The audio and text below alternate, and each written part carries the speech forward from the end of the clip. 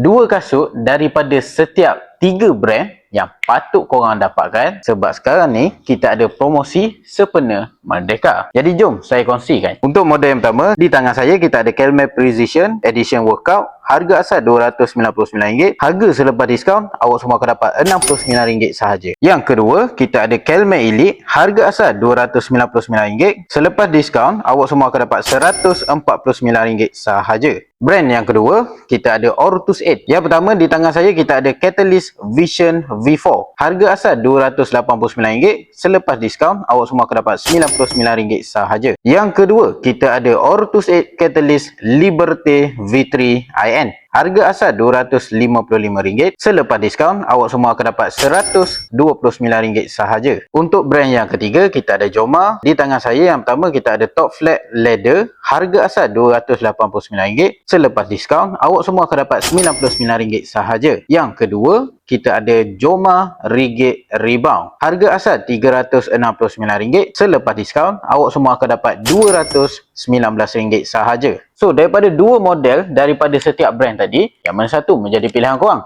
Cuba komen dekat bawah. Kalau korang nak dapatkan, korang boleh hadir ke SMT Sport Kuala Terengganu ataupun beli secara online.